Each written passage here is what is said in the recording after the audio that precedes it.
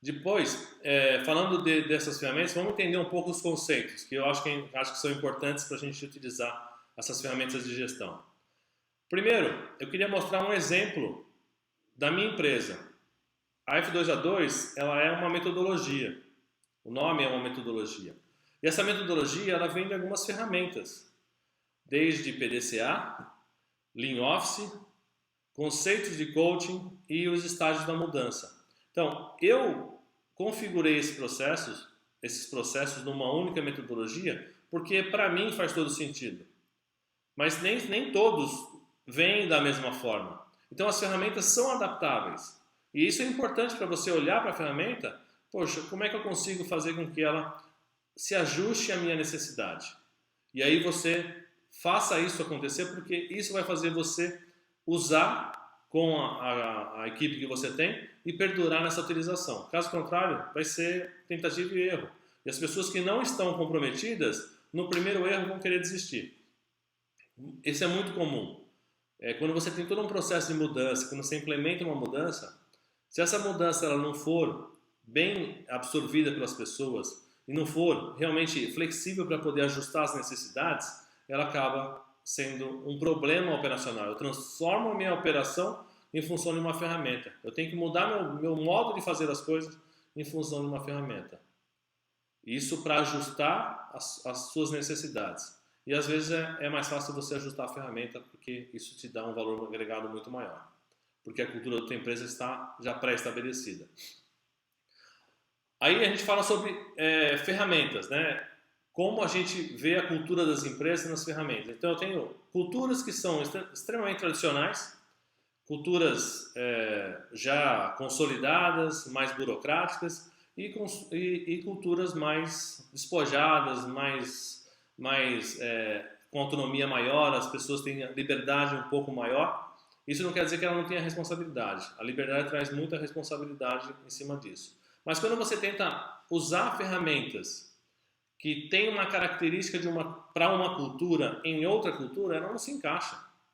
Então eu vou colocar uma mesa de bilhar num processo extremamente tradicional, onde todo mundo tem o seu local de trabalho pré-estabelecido, determinado, tem sua hora, tem metas para cumprir, tem todo uma burocracia em volta que não vai ter possibilidade ou não condiz com a realidade para utilizar meios alternativos como um videogame, uma mesa de sinuca, de pimbolim e assim por diante.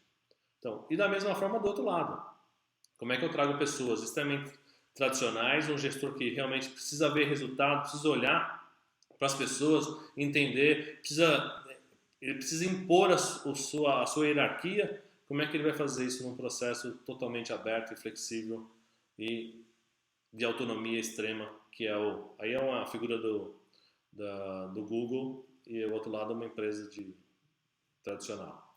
Então, as culturas precisam ser respeitadas. Lembra, a cultura é o mais importante da tua empresa. Se você tentar fomentar uma cultura que não existe, os funcionários apenas vão só começar a desacreditar, se desmotivar e vão querer sair da sua empresa. Porque eles não entendem a cultura versus a prática. Né? Caso de Ferreira Espeto de Pau, é mais ou menos isso. E a gente vê muito disso hoje. As empresas se acham muito modernas por instalar algo colorido, mais transado, mais legal, mas de fato a cultura dela não permite isso. Então, eu posso implementar um squad na minha empresa, mas se a cultura da minha empresa não é de incentivar isso para a resolução de problema e cada um ter o seu silo segregado, não vai funcionar. Então, entenda essas questões. E aí, a gente fala de outra coisa que é o alinhamento. Qual é o compromisso das pessoas? Então, elas estão alinhadas? Estão cientes? E estão responsáveis? São responsáveis pelo processo? Porque se a ferramenta não tiver um alinhamento, não for de ciência das pessoas, as pessoas não se sentirem responsáveis por executar aquilo, isso não vai para frente. E aí eu fiz uma brincadeira muito interessante em relação a essa figura. Essa figura, lógico, ela tem toda uma tendência de ser um alinhamento, né? Um nado sincronizado, mas se você olhar, existe uma falta de sincronia.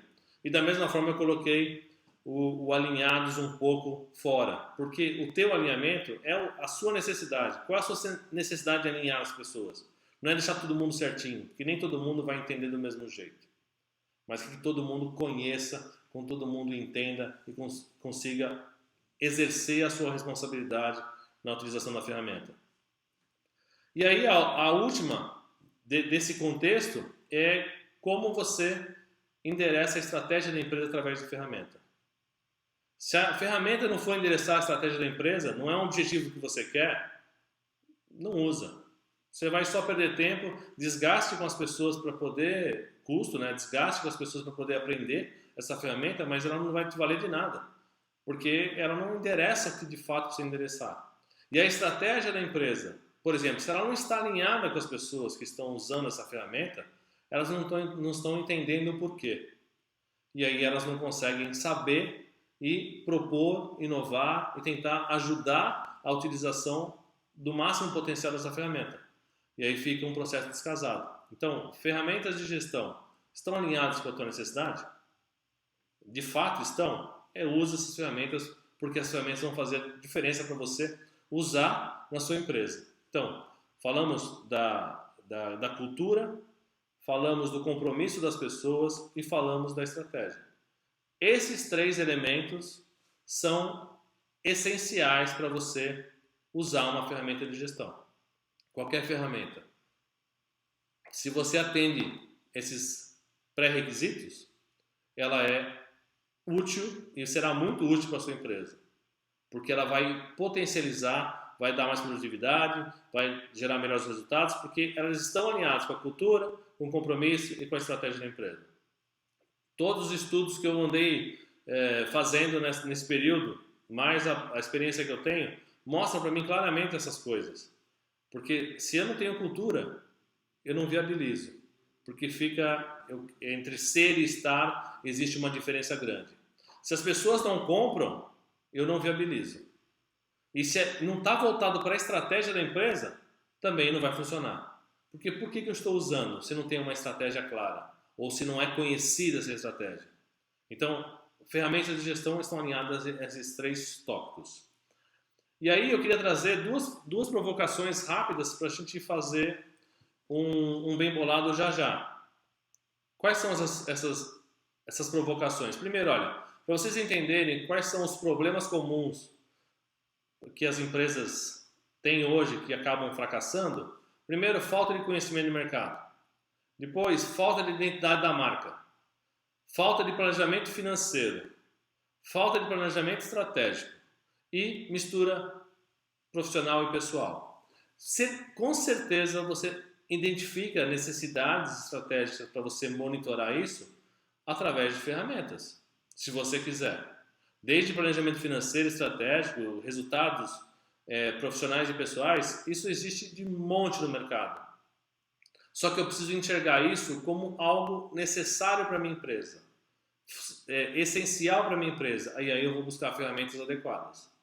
Mas esses são, de fato, grande parte dos problemas. Segundo o Sebrae, 25% das empresas não chegam no segundo ano.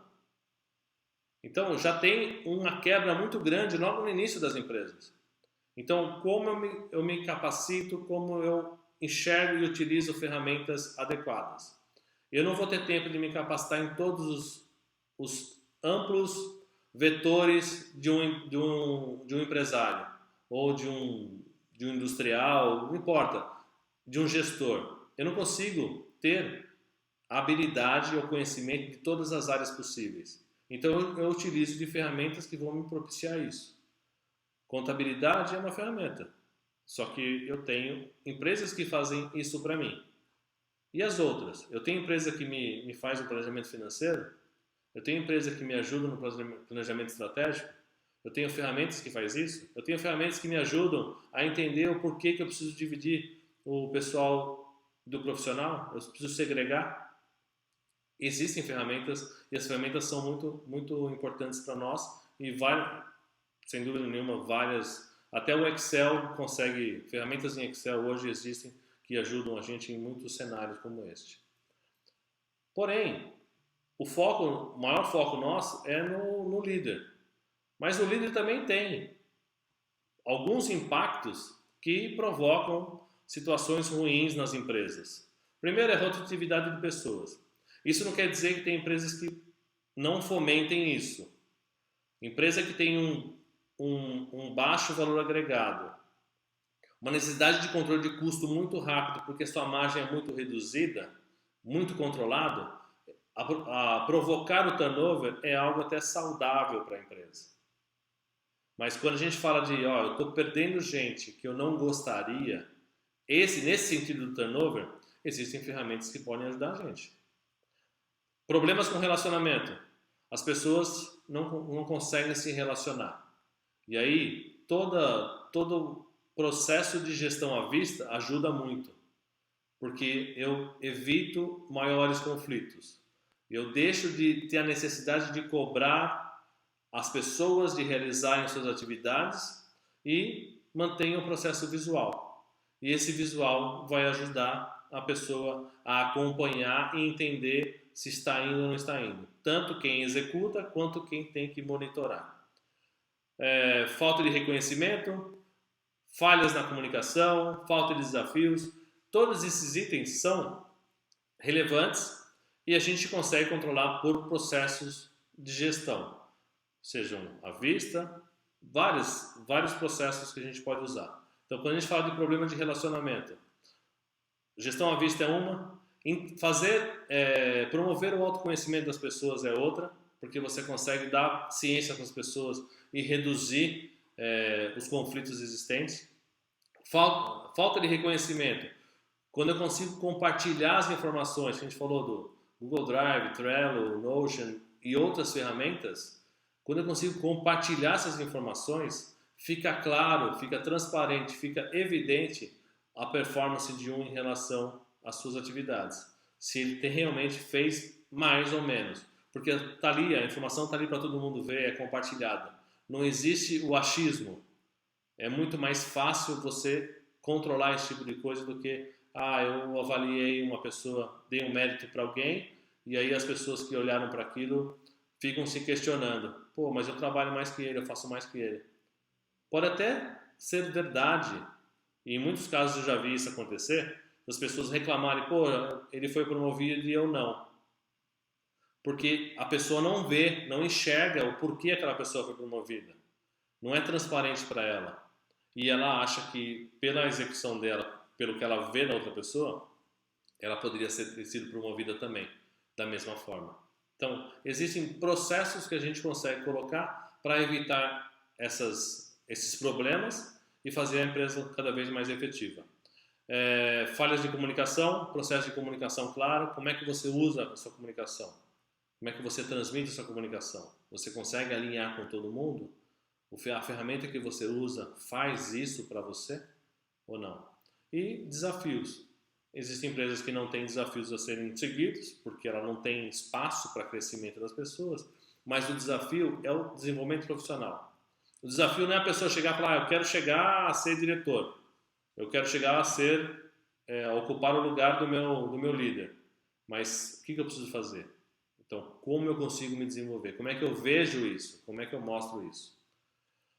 E aí, esses dois, só para fechar, essas duas provocações, no final, eu queria que vocês colocassem nos comentários a empresa e a sua maior dificuldade de gestão, para a gente discutir um pouco sobre ferramentas, possibilidades. Aí eu vou trazer alguns exemplos práticos para vocês entenderem onde pode ser incorporado tal coisa. Não adianta eu falar de uma única ferramenta aqui, que pode ser que para ela caiba ou se encaixe perfeitamente e para outro não. Então, eu queria que a gente começasse um processo mais interativo, pensando nessas duas provocações que eu fiz, tanto na empresa quanto na gestão, para a gente discutir e a gente mostrar e falar de algumas ferramentas num processo mais exemplificado. E aí, nos vemos quinta-feira que vem. Um abraço.